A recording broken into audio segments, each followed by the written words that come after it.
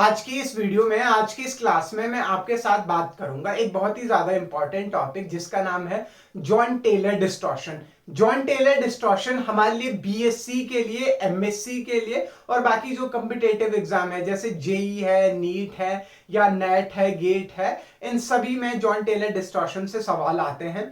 आप डायरेक्टली सवाल भी कर सकते हैं और जब आपको कॉन्सेप्ट पता होगा। तो आज के इस वीडियो में मैं आपके पास जॉन जेटीडी के पीछे, जॉन टेलर डिस्टॉर्शन के पीछे क्या कॉन्सेप्ट है उस पर बात करने वाला हूं। अगर आपको वीडियो हेल्पफुल लगता है आप बाकी लोगों तक शेयर कर सकते हैं और चैनल को जरूर सब्सक्राइब कीजिए। तो बात करते हैं हम जॉन टेलर डिस्टॉर्शन के बारे में। तो जॉन टेलर डिस्टॉर्शन से पे आने से पहले हम एक चीज समझते हैं। आपके पास एक होता है regular octahedron, regular octahedron geometry, और वो कन्वर्ट होती है आपके पास डिस्टॉर्टेड ऑक्टाहेड्रल ज्योमेट्री में। रेगुलर ऑक्टाहेड्रल ज्योमेट्री कन्वर्ट होती है डिस्टॉर्टेड ऑक्टाहेड्रल ज्योमेट्री में, और ये किसकी वजह से होता है? ये जीटीडी की वजह से होता है। तो पहली चीज तो हम ये समझते हैं कि रेगुलर ऑक्टाहेड्रल ज्योमेट्री क्या है और डिस्टॉर्टेड ऑक्टाहेड्रल ज्योमेट्री क्या है।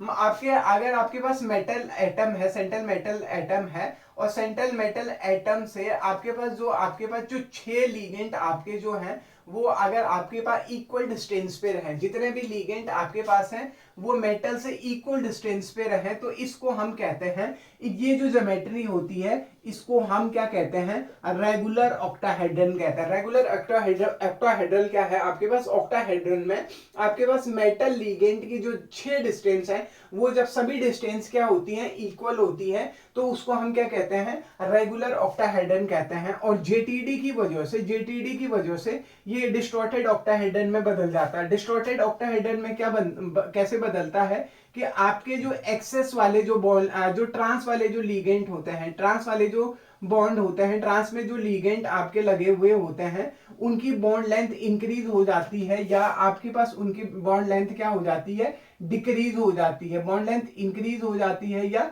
डिक्रीज हो जाती है। बॉन्ड लेंथ इंक्रीज या डिक्रीज हो जाती है। बेसिकली आप अगर इस वाली कंडीशन में पाएंगे, तो इस वाली कंडीशन में क्या है?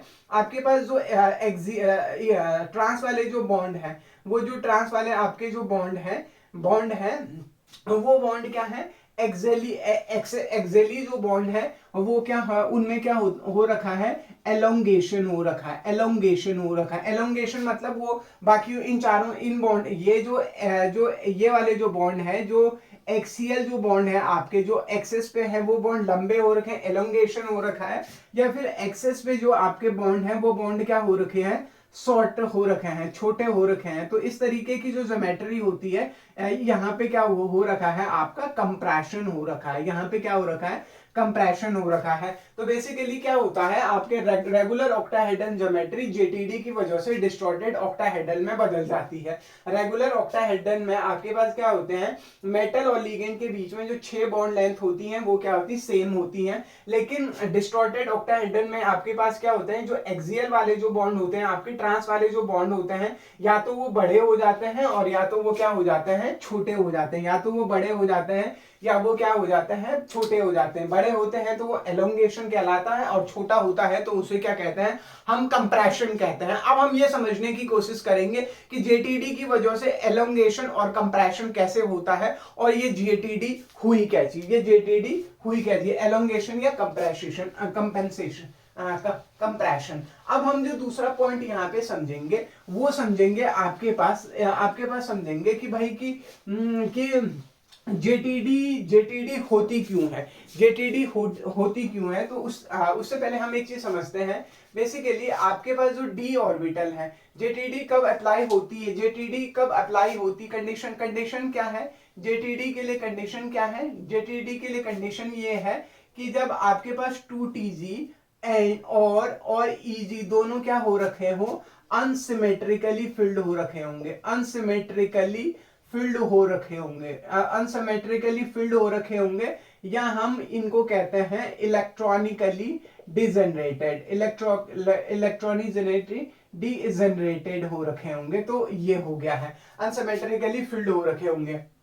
अब देखते हैं कैसे हो, कब, अच्छा, या फिर इसको ऐसा भी समझ सकते हैं, कौन कौन से कंपाउंड हैं जो कौन कौन से जो कॉन्फ़िगरेशन है वो क्या करते हैं, आपके पास कौन जेटीडी शो करते हैं। तो जैसे सबसे पहले अगर मैं D1 में आता हूं, तो D1 में आऊंगा मैं, तो D1 में यहाँ पे आपके पास क्या है, D1 में क्या है, अब आपके पास DXY है, DYZ है और DZX है, DZ है। इन तीनों की एनर्जी सेम होती है, आपको पता है इन तीनों की एनर्जी सेम होती है। अब ये जो एक इलेक्ट्रॉन है वो यहाँ पे भी जा सकता है, या वो यहाँ चाहे वो DYZ में आ जाए या DZ में आ जाए। तो इसके पास क्या है, तीन पॉसिबिलिटी है, ये इन तीनों में से किसी पे भी रह सकता है। तो क्या D1 आपका अनसिमेट्रिकली फिल्ड है? हाँ, अनसिमेट्रिकली फील्ड का मतलब हो गया जिसके पास एक से ज्यादा पॉसिबिलिटी हो इलेक्ट्रॉन फिल करने के।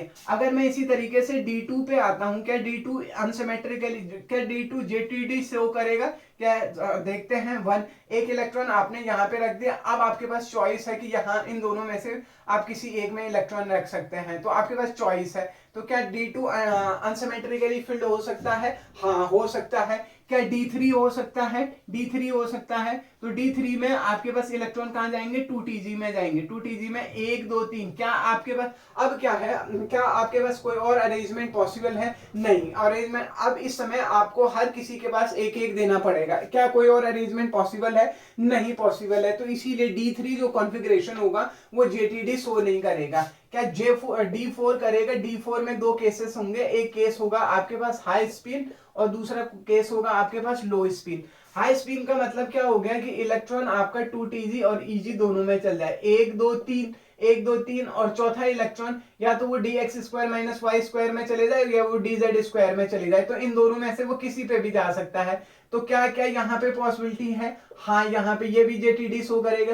क्या लो स्पिन में शो करेगा? लो स्पिन में शो करेगा, लो स्पिन में शो करेगा, 1 2 3 और चौथा यहाँ। अब ये जो चौथा इलेक्ट्रॉन, जो तीन तो हो गया, अब ये जो चौथा इलेक्ट्रॉन आपके पास DXY में भी जा सकता है, DYZ में भी जा सकता है, DZX में भी जा सकता है। तो आज क्या आपके पास ऑप्शन है? हाँ है। तो D4 आपके हाई स्पिन के केस में भी और लो स्पिन के केस में भी, दोनों केसेस में क्या शो करेगा? जेटीडी शो करेगा। क्या D5 करेगा? D5 के लिए भी दो केसेस बनाएंगे हम, एक हो गया है हाई स्पिन और क्या हो गया है, दूसरा हो गया है लो स्पिन। तो हाई स्पिन क्या होता है मेरा, हाई स्पिन अभी बताया मैंने आपके पास 2TG और EG दोनों में, 1 2 3 हो गया और चौथा और पांचवा। अब ये जो लास्ट इलेक्ट्रॉन है इसके पास अब कोई चॉइस नहीं है, तो क्या ये जेटीडी शो करेगा? नहीं शो करेगा, क्योंकि ये सिमेट्रिकली फिल्ड है। सिमेट्रिक, ये D3 हो गया, D5 हाई स्पिन हो गया, ये इनके पास आपके पास ऑप्शन नहीं है, इसीलिए ये जेटीडी शो नहीं करेंगे। क्या क्या आपके पास लो स्पिन करेगा? चलो चेक करते हैं, लो स्पिन के लिए भी चेक करते हैं। तो 1 2 3, चौथा और पांचवा इलेक्ट्रॉन चॉइस कहां पे, यहां पे भी जा सकते हैं, यहां पे भी जा सकता है। तो चौथा यहां पे चले गया, तो क्या ये शो करेगा? हाँ शो करेगा। इसी तरीके से क्या D6 में दो केसेस बनेंगे, अगेन कौन सा केस बनेगा? हाई स्पिन और लो स्पिन। लो स्पिन मतलब सब इलेक्ट्रॉन कहां आएंगे आपके? 2TG में आएंगे। तो 2 4 और 6, क्या इसके पास कोई चॉइस है? नहीं, क्योंकि ये 2TG सिमेट्रिकली फिल्ड हो चुका है पहले से पूरी तरीके से। क्या हाई स्पीड में के केस में करेगा? हाई स्पीड के केस में क्या हो जाएगा आपका, हाई स्पिन के केस में क्या हो जाएगा आपके पास, ये 2TG है और ये क्या है, EG है। तो 1 2 3 4 और 5, अब छठवें के पास ऑप्शन है, यहाँ यहाँ यहाँ कहीं भी जा सकता है। तो ये क्या करेगा, जो जेटीडी शो करेगा। इसी तरीके से D7 करता है, D8 करता है, D9 करता है, D10 नहीं करता है। तो ये जो कॉन्फ़िगरेशन है, ये वो कॉन्फ़िगरेशन है जो जेटीडी शो करेगा। तो जेटीडी के लिए पहली कंडीशन क्या है, आपके पास या तो 2TG या EG आपका क्या होना चाहिए, अनसिमेट्रिकली क्या होना चाहिए, फील्ड होना चाहिए। पहली चीज मैंने आपको बताया कि जेटीडी की वजह से क्या होता है। दूसरी चीज मैंने आपको समझाया कौन कौन से कॉन्फ़िगरेशन है जिनमें जेटीडी होती है। अब जो तीसरी जो बात समझना है कि जेटीडी की वजह से क्या होता है, जेटीडी की वजह से क्या होता है। तो जेटीडी हम दो तरीके से पढ़ते हैं, एक होता है मेरे पास जेड आउट और एक होता है मेरे पास जेड इन। एक होता है जेड आउट और दूसरा होता है जेड इन। तो इस जेड आउट और जेड इन के कॉन्सेप्ट को समझने की कोशिश करेंगे। तो आपके पास जब आप जेटीडी पढ़ते हैं, जेटीडी आप जब पढ़ते हैं, जेटीडी पढ़ते हैं तो इसको दो तरीके से पढ़ते हैं आप। एक पढ़ते हैं आप इसे जेड आउट पढ़ते हैं और एक पढ़ते हैं आप जेड इन।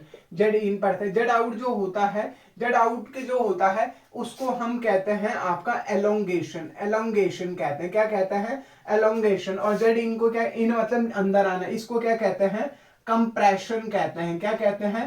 कंप्रेशन कहते हैं, एलोंगेशन कहते हैं। और जेड आउट होता है आपका एलोंगेशन और जेड इन होता है आपका कंप्रेशन। एलोंगेशन की वजह से कि जेड एक्स जो टू बॉन्ड जो होते हैं जेड एक्सेस के अलोंग जो बॉन्ड है, एक्सियल जो बॉन्ड है, वो क्या होते हैं? टू बॉन्ड क्या होते हैं? लॉन्ग होते हैं। और फोर बॉन्ड, टोटल 6 बॉन्ड है ना, FOUR, 4 बॉन्ड क्या हो जाते हैं आपके? शॉर्ट हो जाते हैं, शॉर्ट हो जाते हैं। इसी तरीके से कंप्रेशन में आपके जो दो बॉन्ड होते हैं, जो दो बॉन्ड होते हैं, टू बॉन्ड क्या हो जाते हैं? वो शॉर्ट हो जाते हैं। और आपके जो 4 बॉन्ड होते हैं, 4 बॉन्ड जो होते हैं, वो क्या होते हैं? आपके पास लॉन्ग हो जाते हैं। मैं इनको बना के भी दिखाता हूं, आपको बना के भी दिखाता हूं। ये आप पहला क्या कर रहे हैं? एलोंगेशन कह रहे हैं। ये मेरे पास मेटल है, यहाँ पे ये 4 लीगेंट हो गया है, ये लीगेंट लीगेंट लीगेंट और लीगेंट, और ये 5वां और 6वां लीगेंट। तो ये एलोंगेशन है, जेड एक्सेस के अलोंग बढ़ गया है। और दूसरा है कंप्रेशन। कंप्रेशन या जेड इन कहते हैं मेटल। तो ये अगर ये वाले बॉन्ड बड़े हैं, और आपका ये वाला बॉन्ड क्या है? छोटा है, तो इसको हम क्या कहते हैं? आपका कंप्रेशन कहते हैं। ये क्या है आपके पास? कंप्रेशन। और ये क्या है आपके पास? एलोंगेशन। कंप्रेशन और एलोंगेशन। तो अब हम देखेंगे कि जेड आउट कब होता है और जेड इन कब होता है। जेड आउट बेसिकली जब तब होता है जब आपका ईजी अनसिमेट्रिकली फिल्ड होता है, और जेड इन कब होता है? जब आपका 2TG अनसिमेट्रिकली फिल्ड होता है। जेड आउट में इजी अनसिमेट्रिकली फिल्ड होता है और जेड इन में आपका 2TG अनसिमेट्रिकली फिल्ड होता है। ठीक है जी, इतनी सी बात आपको समझ में आई होगी। अब हो क्यों रहा है ऐसा? अब अगला सवाल ये है कि ऐसा हो क्यों रहा है? Why such kind of things are happening.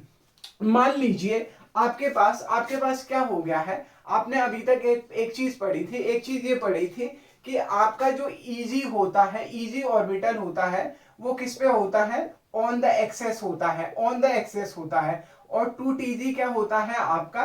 Between the access होता है, बिटवीन द एक्सेस होता है, बिटवीन द एक्सेस होता है। और जब ईजी आपका अनसिमेट्रिकली फील्ड हो, ऑन द एक्सेस और बिटवीन द एक्सेस हो गया है।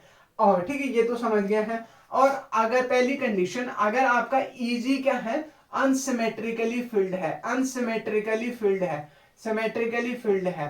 फील्ड अनसिमेट्रिकली फील्ड का मतलब क्या है? इलेक्ट्रॉन को फिल करने की एक से ज्यादा पॉसिबिलिटी है वहां पे। तो ईजी क्या है? अनसिमेट्रिकली फील्ड है। तो दो केसेस बन सकते हैं। ईजी के दो ऑर्बिटल होते हैं, आप जानते हैं। पहला होता है dx² - y² और दूसरा होता है dz²। तो अब अभी तो ये सिमेट्रिकली फील्ड है।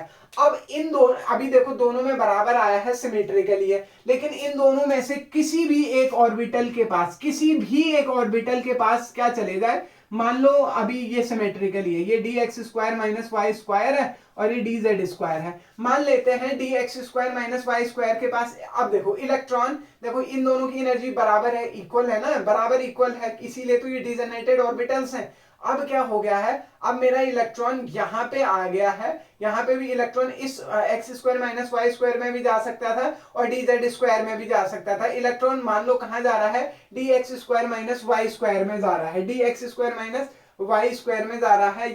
या आपका इलेक्ट्रॉन ऐसे, दूसरी केस ये हो सकता है कि इलेक्ट्रॉन कहां चले जाए? dz² में चले जाए। तो मतलब अनसिमेट्रिकली का मतलब क्या है कि एक जगह एक इलेक्ट्रॉन है और दूसरी जगह दो इलेक्ट्रॉन है। इस वाले केस में यहाँ एक है और यहाँ दो इलेक्ट्रॉन है। तो बेसिकली होगा क्या इस समय क्या होगा? जब ये वाला केस होगा, आपके पास dz² वाला केस होगा, इलेक्ट्रॉन कहां चले जाएगा? जब dz²। अब हम केस डिस्कस करेंगे, ये इजी अनसिमेट्रिकली फील्ड की बात की थी मैंने। ठीक है जी, अगर मेरे पास इजी अनसिमेट्रिकली फील्ड हो, इजी अनसिमेट्रिकली फील्ड हो, अब ठीक है, कंडीशन क्या है? पहली कंडीशन क्या है मेरे पास मान लेते हैं ये वाली जो कंडीशन नंबर 2 है, इसको डिस्कस कर रहा हूं मैं। इलेक्ट्रॉन किस में है? इलेक्ट्रॉन क्या है आपका? ये x² और ये आपका y², ये हो गया है dx² - y² और ये हो गया है आपके पास dz²। बेसिकली आपके पास इलेक्ट्रॉन किस में है? Electron in dz² orbital electron किस में है? dz ऑर्बिटल में है। dz ऑर्बिटल मतलब dz इलेक्ट्रॉन किस में है? dz² ऑर्बिटल में। इसका मतलब क्या है कि electron electron density along d orbital increases, d orbital के along इलेक्ट्रॉन डेंसिटी क्या हो गई है, बढ़ गई है। इसी का इसका ये मतलब हो गया है। और अगर इलेक्ट्रॉन डेंसिटी बढ़ेगी, पहले से क्या है आपके पास डी ऑर्बिटल में इलेक्ट्रॉन जेड एक्सेस along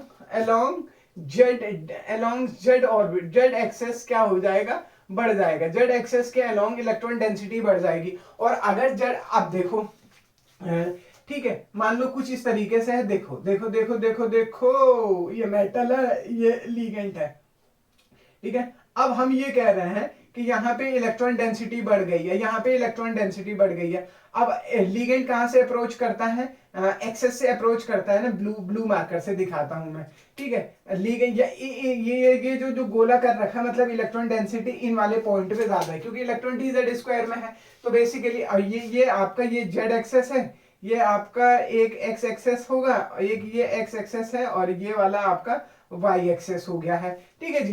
तो अगर आप देखेंगे इलेक्ट्रॉन कहां से अप्रोच करेगा, आपका इलेक्ट्रॉन अप्रोच करेगा आपका डी जेड स्क्वायर से, जेड एक्सेस से अगर लीगेंट अप्रोच करेगा। अब होगा क्या, बेसिकली जब लीगेंट अप्रोच करेगा तो जेड एक्सेस के जो अलोंग लीगेंट होंगे, जेड एक्सेस के अलोंग जो ऑर्बिटल होंगे, वो मोर रिपल्सन फील करेंगे। ऑर्बिटल अलोंग जो जेड एक्सेस के अलोंग जो ऑर्बिटल होंगे, orbital along z axis, along z axis के जो अलोंग होंगे, वो क्या करेंगे, मोर रिपल्सन फील करेंगे। क्योंकि देखो ना, देखो अगर मान लो ये लीगेंट है, ये आ रहा है, ये इधर जाएगा और ये इधर जाएगा, तो इधर दो इलेक्ट्रॉन है, तो दो इलेक्ट्रॉन ज्यादा रिपल्सन क्रिएट करेंगे, और यहाँ एक ही इलेक्ट्रॉन है एक्स वाई एक्सेस के अलोंग, तो यहाँ पे कम रिपल्सन क्रिएट होगा। तो जेड एक्सेस के जो होंगे वो मोर रिपल्सन क्रिएट करेगा। मोर रिपल्सन का मतलब क्या हो गया है आपकी, मोर रिपल्सन का मतलब क्या होगा, और इस रिपल्सन को मिनिमाइज करने के लिए, इस रिपल्सन की वजह से आपके पास डिस्टेंस क्या हो जाएगी, डिस्टेंस अलोंग जेड एक्सेस क्या हो जाएगी, अलोंग जेड एक्सेस क्या हो जाएगी, इंक्रीज हो जाएगी। जेड एक्सेस के अलोंग क्या हो जाएगी, आपका डिस्टेंस क्या हो जाएगी, बढ़ जाएगी। मतलब जेड एक्सेस वाले जो बॉन्ड होंगे वो बढ़ जाएंगे। और orbital along x y axis में जो होंगे वो क्या करेंगे, वो भी रिपल्सन फील करेंगे, लेकिन वो कैसा रिपल्सन फील करेंगे, लेस रिपल्सन फील करेंगे। और डिस्टेंस क्या हो जाएगी, यहाँ पे डिस्टेंस क्या हो जाएगी, जेड एक्सेस के डिस्टेंस अलोंग क्या हो जाएगा, distance along x y axis क्या हो जाएगी, कि कम हो जाएगी, थोड़ी सी कम हो जाएगी इसकी कंपैरिजन में। तो इसीलिए आपके पास एक्स वाई अलोंग के अलोंग जो भी लीगेंट अप्रोच करे, ऑर्बिटल जो एक्स वाई एक्सेस के हैं वो कम रिपल्सन फील करेंगे। इसीलिए कम रिपल्सन फील करेंगे तो लीगेंट आसानी से उनकी तरफ आएगा, तो जिसकी वजह से वहां पे डिस्टेंस क्या हो जाएगी, शॉर्ट हो जाएगी, ठीक है जी। तो इतनी सी बात समझ में आई। यहाँ पे मैंने कहा ये कंडीशन क्या है कि डीजेड स्क्वायर में इलेक्ट्रॉन आएगा, वहां पे आपकी इलेक्ट्रॉन डेंसिटी ज्यादा होगी, इलेक्ट्रॉन डेंसिटी ज्यादा होगा तो रिपल्सन ज्यादा फील करेगा, इसीलिए रिपल्सन ज्यादा फील करेगा तो डिस्टेंस बढ़ जाएगी। तो जेड एक्सेस के अलोंग जो लीगेंट होंगे वो दूर जाएंगे, और एक्स वाई एक्सेस के अलोंग क्या होंगे, वो कहाँ आ जाएंगे, पास आ जाएंगे, वो कहाँ आ जाएंगे, पास आ जाएंगे। तो इस वाली जेड एक्सेस के अलोंग क्या हुआ है, आपका एलोंगेशन हुआ है, या मैं इस केस को जेड आउट कहता हूं। क्या कहता हूं, जेड आउट। जेड क्या हो गया है, बढ़ गया। अब जेड आउट में इलेक्ट्रॉन डेंसिटी किस में बढ़ी हुई है, जेड एक्सेस के अलोंग बढ़ी हुई है, जेड एक्सेस के अलोंग क्या हो रखी है, बढ़ रखी है। अब एनर्जी डायग्राम हम देखेंगे, यहाँ पे एनर्जी डायग्राम देखेंगे,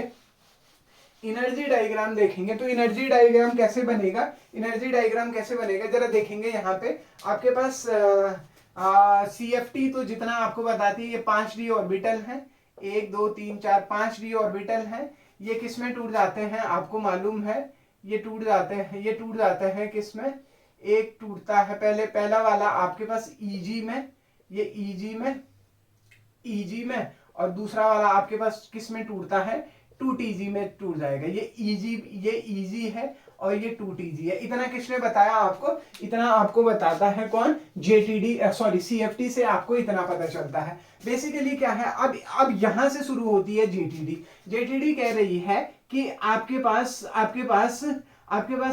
हो गया आपके पास dx² - y² और ये हो गया आपका dz²। तो आपके पास इलेक्ट्रॉन किस में है? dz² में है इलेक्ट्रॉन आपके पास किस में है? dz² में है। ठीक है जी, dz² में है। तो इसमें क्या हो जाएगा आपके पास? ये रिपल्सन ज्यादा फील करेगा तो बेसिकली इसकी पोटेंशियल एनर्जी बढ़ जाएगी। पोटेंशियल एनर्जी, अब एक की एनर्जी क्या हो जाएगी? एक में रिपल्सन ज्यादा, देखो आपके पास जो dz² है वो ज्यादा रिपल्सन फील करेगा तो उसकी एनर्जी बढ़ जाएगी, जिसकी वजह से वो क्या हो जाएगा आपके पास? अब वो रिपल्सन ज्यादा रिपल्सन फील करेगा, इसीलिए वो क्या हो जाएगा आपके पास? उसकी एनर्जी क्या हो जाएगी? लो। एक सेकेंड, लेट मी चेक।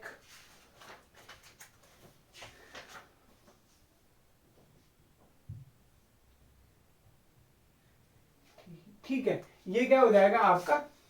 इसकी dz² क्या हो जाएगा? इसकी एनर्जी क्या हो जाएगी? dz² की एनर्जी क्या हो जाएगी?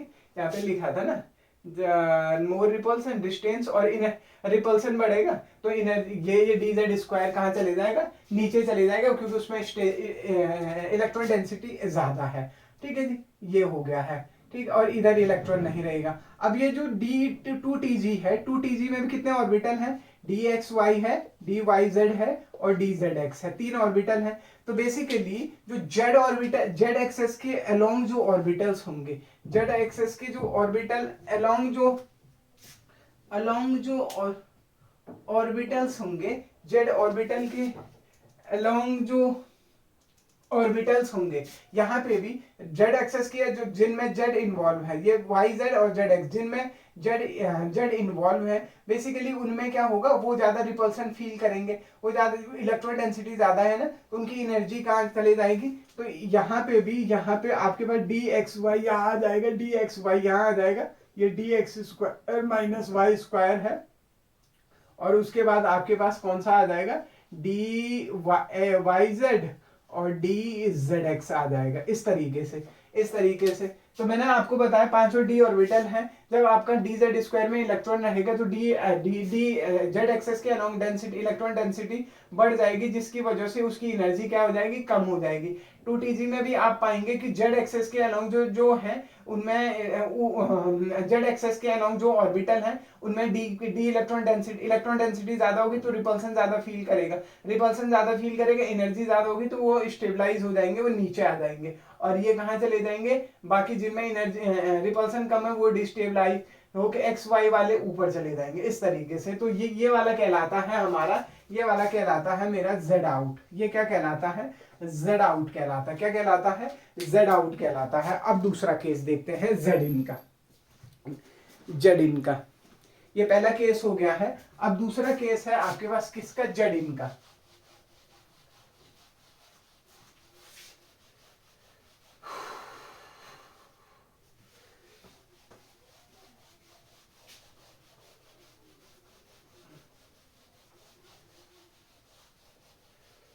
ठीक है, अब आते हैं हम किस केस में? जेड इन के बारे में हम बात कर रहे हैं। जेड इन के बारे में, जेड इन क्या होता है आपका? जेड इन होता है आपका कंप्रेशन बेसिकली अब देखो हम यहीं से शुरू कर रहे हैं। ये हो गए डी के 5 ऑर्बिटल हो गया, 1 2 3 4 और 5 ऑर्बिटल हो गया। ये आपके पास ईजी हो गया और ये आपके पास 2TG हो गया। ये ईजी है, ये ईजी है और ये 2TG। ईजी में कौन कौन से हैं? dx² - y² और dz²। मान लो इस समय dz² में अनसिमेट्रिकली फील्ड कौन सा है? dz² unsymmetrical. तो एक्स वाई एक्सेस के अलोंग जो लीगेंड जो ऑर्बिटल होंगे उनकी एनर्जी क्या? वो क्या करेंगे? वो मोर रिपल्सन, क्योंकि एक्सेस की तरफ से आ रहे हैं ना, तो मोर रिपल्सन फील करेंगे, जिसकी वजह से वो कहा उनकी एनर्जी क्या हो जाएगी? कम हो जाएगी। इस समय dx² - y² नीचे आ जाएगा और dz² कहाँ चले जाएगा? ऊपर चले जाएगा। और यहाँ पे ये 2TG भी 2 हिस्सों में टूट जाएगा। अब आपका जो ये जो zx है और डी वाई जेड है, डी वाई जेड है और डी जेड एक्स है, उनकी एनर्जी बढ़ जाएगी, और जो डी एक्स वाई आपका जो है उसकी एनर्जी कम हो जाएगी। इसको हम कहते हैं क्या, इसको हम कहते हैं कंप्रेशन। बेसिकली हुआ क्या है, अब इस समय क्या है, electron density x y axis के अलोंग है, तो एक्स वाई एक्सेस के अलोंग इलेक्ट्रॉन डेंसिटी है, तो वो एक्स वाई एक्सेस के अलोंग आपके जो लीगेंट होंगे वो क्या करेंगे, मोर रिपल्सन फील करेंगे, उनकी पोटेंशियल एनर्जी बढ़ जाएगी, जिसकी वजह से वो क्या हो जाएंगे, डिस्टेबलाइज होके वो नीचे आ जाएंगे, और डी जेड स्क्वायर की एनर्जी बढ़ जाएगी, वो डी जेड स्क्वायर ऊपर गया, d x square minus y square नीचे गया, और इसी तरीके से 2tg में भी डी एक्स वाई नीचे आ जाएगा, d y z d z x ऊपर चले जाएगा।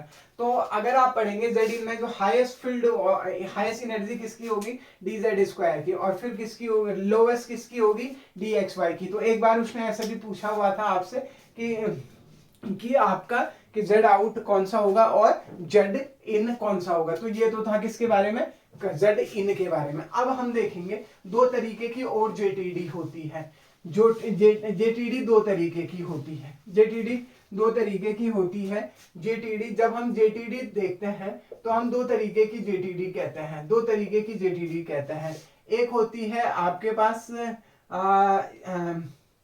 स्टैटिक जेटीडी, स्टैटिक जेटीडी, और एक होती है आपके पास dynamic JTD, dynamic JTD. Static जो जेटीडी होती है इसी को हम परमानेंट जेटीडी भी कहते हैं, परमानेंट जॉइंट टेलर डिस्टॉर्शन। और ये कब होता है, जब आपका ईजी क्या होता है, अनसिमेट्रिकली फिल्ड होता है, अनसिमेट्रिकली फिल्ड होता है। और ये जो होती है ये temperature dependent, temperature dependent dependent temperature dependent JTD होती है। और टेम्परेचर डिपेंडेंट जो जेटीडी होती है ये कब होता है, जब आपका 2tg क्या होता है, अनसिमेट्रिकली फिल्ड होता है, अनसिमेट्रिकली फिल्ड होता है। ये कब होता है, जब 2tg मेरा अनसिमेट्रिकली फिल्ड होता है। बेसिकली ये क्या होता है कि आपका at higher at any condition, हर कंडीशन में आपका, हर कंडीशन में आपकी जब जेटीडी हो, लोअर टेम्परेचर पे, हायर टेम्परेचर पे, हर कंडीशन पे आप जेटीडी जब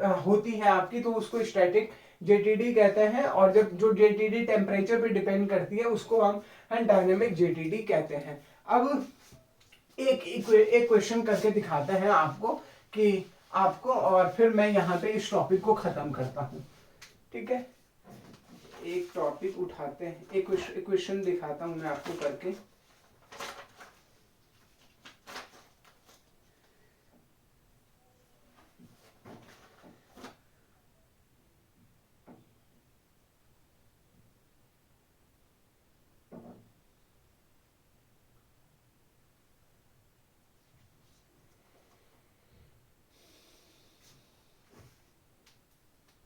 मैं आपके पास 4 कॉम्प्लेक्स दे रहा हूं, उन कॉम्प्लेक्सों में से आपको ये बताना है किस तरीके की जेटीडी होगी। पहला हो गया आपके पास CrH2O का होल 6